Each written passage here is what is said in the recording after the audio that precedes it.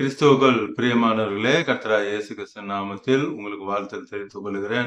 இந்த புதிய நாளிலும் அப்பா உங்களை புதிய நன்மையினாலும் புதிய கிருபைகளினாலும் உங்கள் ஒவ்வொருவரையும் ஆசீர்வதிப்பாராக.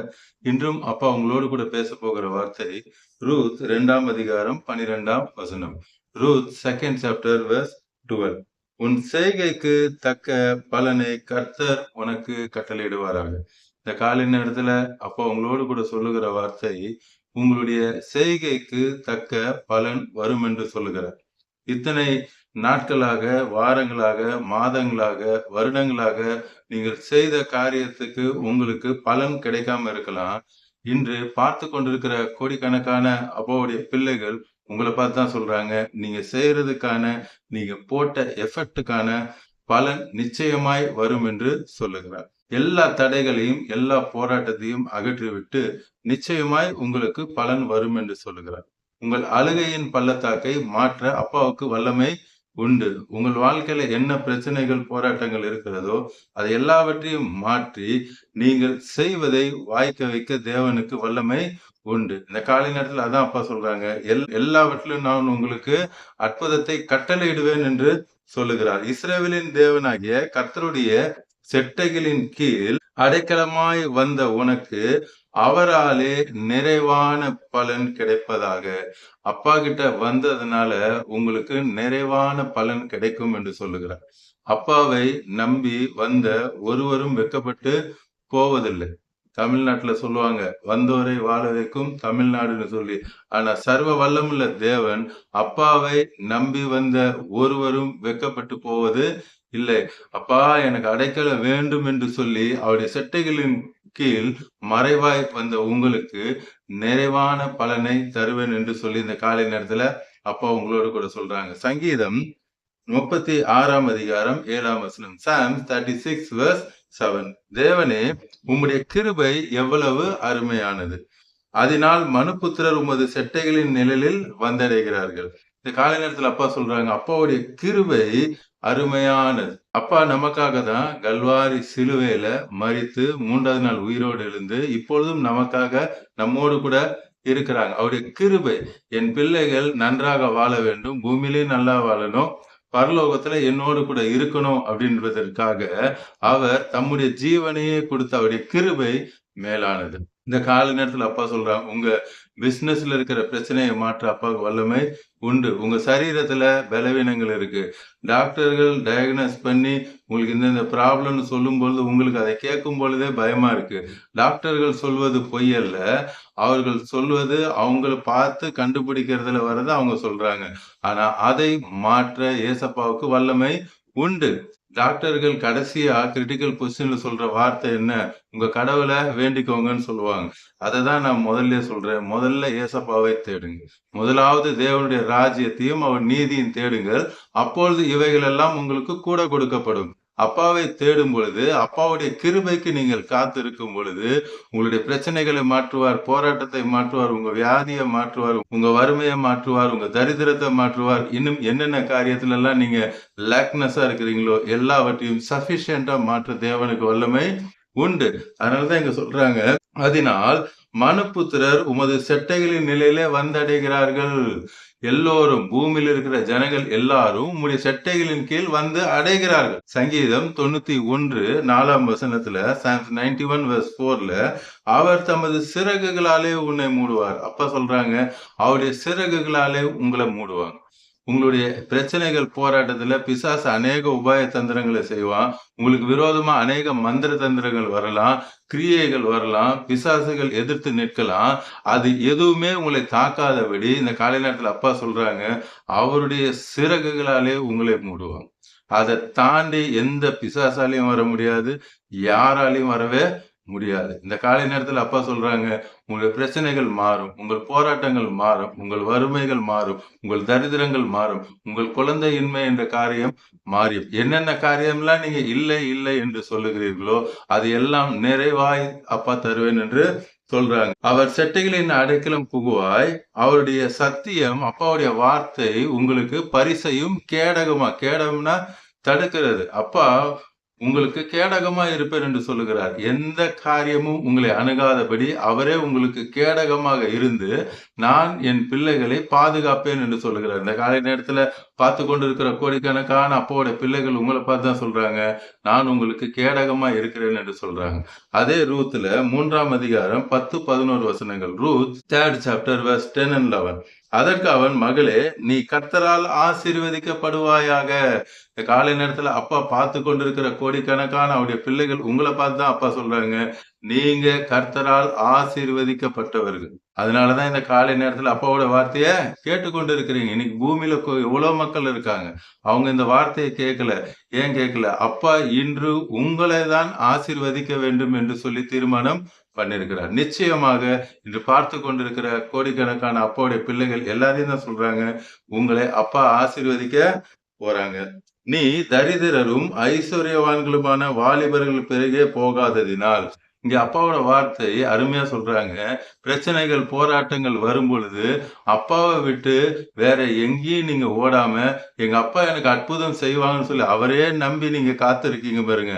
அதனாலதான் அப்பா சொல்றாங்க, நான் நிச்சயமாய் உங்களுக்கு அற்புதத்தை செய்வேன். வேற எங்கேயும் நீங்க ஓடாம அப்பாவே நம்பி இருக்கிறதுனால, உன் முந்தின நற்குணத்தை பார்க்கிலும் உன் பிந்தின நற்குணம் உத்தமமாய் இருக்கிறது. அல்லேலூயா. காலை நேரத்துல அப்பா சொல்றாங்க, உங்க முந்தின வாழ்க்கையை பார்க்கலும் உங்க பிந்தின வாழ்க்கை மிகவும் மிகவும் ஆசீர்வாதமாக இருக்க போகிறது. உங்களுடைய எல்லா கடன் பிரச்சனைகளை அப்பா மாற்றுவாங்க.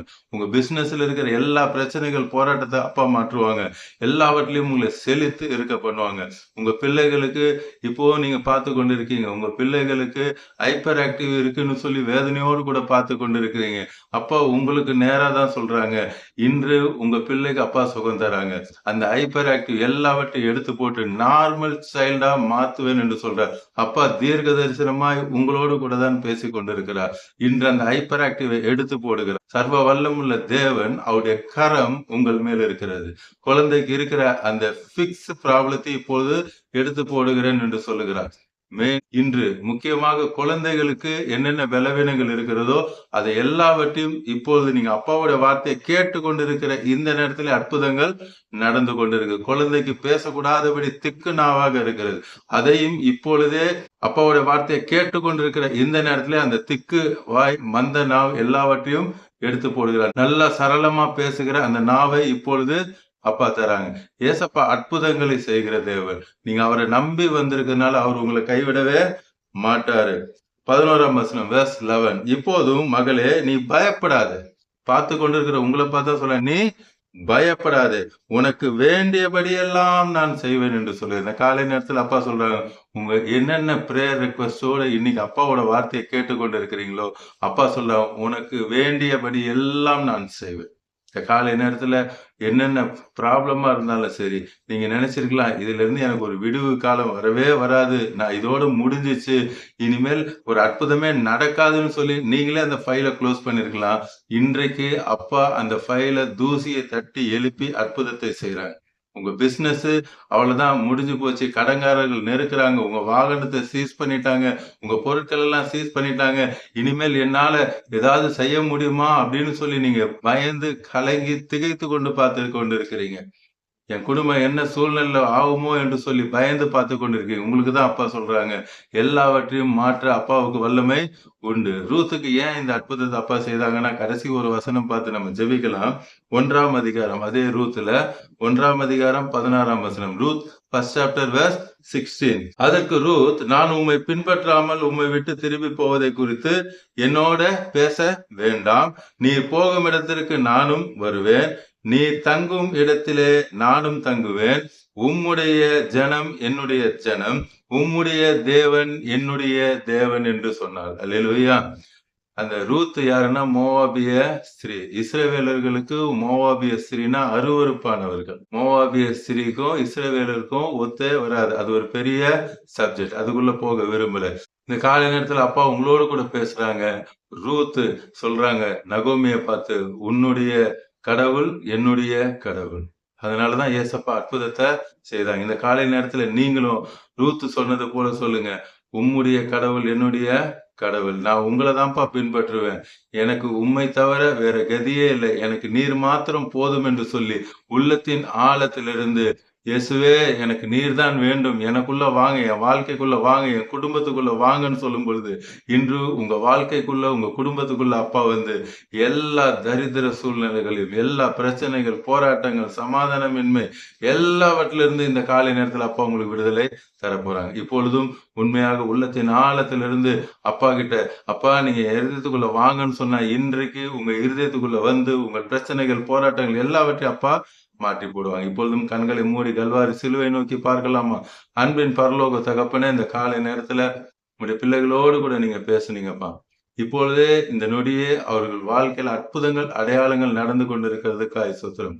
ஹைப்பர் ஆக்டிவிட்டில இருக்கிற குழந்தைகளை இப்பொழுதே நீர் தொடுகிறீர் அப்பா. உடைய தழும்புகளால் இப்பொழுதே சுகத்தை கொடுத்து நல்ல நார்மல் ஆக்குகிறதுக்காக நன்றி. அது மாத்திரமல்ல, குழந்தை சரளமாய் பேசக்கூடாதபடி திக்கி பேசுகிற அந்த நாவுகளை இப்பொழுதே நீர் மாற்றுகிறீர். Thank you Jesus. ஏசாயா நாவை தொட்ட தேவன், பிள்ளைகளுடைய நாவை தொடுகிறீர். S Lord. பிள்ளைக்கு மட்டுமா எனக்கு அற்புதம் வேணும்னு சொல்லி பெரியவங்க பார்த்து கொண்டிருக்கிறீங்க. உங்களையும் இப்பொழுது அப்பாவோட தழும்புள்ள கரம் தொடுகிறார். உங்க திக்கு வாயையும் மந்த வாயையும் இப்பொழுது அப்பா தெய்வீக சுகத்தை கொடுத்து கொண்டிருக்கிறார். இப்பொழுது உங்க கிட்னி ப்ராப்ளத்தை அப்பா சுகம் கொடுக்கறாங்க. உங்க ஹார்ட் ப்ராப்ளத்துல அப்பா சுகம் தராங்க. டாக்டர்கள் சொல்லியிருக்கலாம், இந்த ரிப்போர்ட்டின் படி உங்கள் ஜீவன் பிழைப்பதே கஷ்டம் என்று சொல்லியிருக்காங்க. அப்பா சொல்றாங்க, அவருடைய தழும்புகளால சுகம் தருகிறார். அவருடைய ஆவியினாலே சாவுக்கு ஏதான சரீரத்தையும் இப்பொழுதே இந்த நொடியே அவர் சுகத்தை தருகிறார். இப்பொழுதே நீர் விடுதலை தருகிறீரப்பா. தெய்வீக சுகத்தை தருகிறீர். ஐசியூல இருக்கவங்களுக்கு இப்பொழுதே உங்களுடைய சுகமளிக்கும் வல்லமை இறங்குகிறதற்கா, உங்களுடைய ஜீவன் இறங்குகிறதற்காய் இந்த நொடியே அவர்களுக்கு அற்புதத்தை நீர் செய்கிறீர் ஐயா. குருடர்கள் பார்க்கிறதற்காய், செவிடர்கள் கேட்கிறதற்காய், முடவர்கள் நடக்கிறதற்காய் நன்றி தகப்பனே. இப்பொழுதே இயற்கைக்கு அப்பாற்பட்ட அற்புதத்தை நீர் செய்கிறதற்காக வேலை இல்லாம இருக்கிறவங்களுக்கு ஒரு நல்ல வேலையை நீங்க கொடுக்குறீங்கப்பா. அந்த குடும்பத்துல இருக்கிற எல்லா கடன் பிரச்சனைகள் எல்லாம் நீங்கும்படியாக ஒரு அருமையான வேலை, நல்ல சம்பளத்தோடு கூட வேலையை கொடுத்து நீங்க ஆசீர்வதிக்கிறீங்கப்பா. இப்பொழுதும் உங்களுடைய பிள்ளைகள் பொருத்தனை செய்யறாங்கப்பா. ஏசப்பா நீங்க தான் மெய்யான தேவன் என்று சொல்லி பொருத்தனை செய்யறாங்கப்பா. இப்பொழுதும் நீங்க அவர்களை ஆசீர்வதிக்கிறதுக்காக நன்றி. அவர்கள் எல்லையில இருக்கிற எல்லா குறைவுகளையும் இந்த நேரத்தில் நீங்க மாற்றி போட்டு ஆசீர்வதிக்கிறீர். இன்னும் யார் யாரெல்லாம் திருமணம் ஆகவில்லை என்று வேதனையோடு கூட பார்த்து கொண்டிருக்கிறாங்களோ எல்லாருக்கும் அற்புதம் செய்றீங்கப்பா.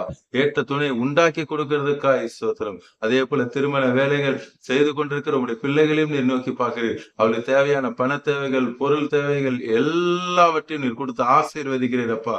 நிலையான வீட்டை உங்களுடைய பிள்ளைகளுக்கு கொடுத்து அதுக்கும் நீர் ஒரு ஆசீர்வாதத்தை ஆம் தகப்பனே. இப்பொழுது ஒரு நல்ல வீடு இல்லையே என்று சொல்லி வேதனையோடு கூட பார்த்து கொண்டிருக்கிற பிள்ளைகளுக்கும் ஒரு நல்ல வீட்டை, நிரந்தரமான ஒரு நல்ல வீட்டை கொடுத்து நீர் ஆசீர்வதிக்கிறதுக்காக, குழந்தை பாக்கியத்தை கொடுத்து நீர் ஆசீர்வதிக்கிறதுக்காக பார்த்து கொண்டிருக்கிற கோடிக்கணக்கான பிள்ளைகளை தகப்பன் நீங்க ரட்சித்து ஆசீர்வதிக்கிறீங்க. இந்த நாள் முழுவதும் உடைய கரம் அவளோடு கூட இருந்து வழி நடத்துகிறதுக்காக நன்றி.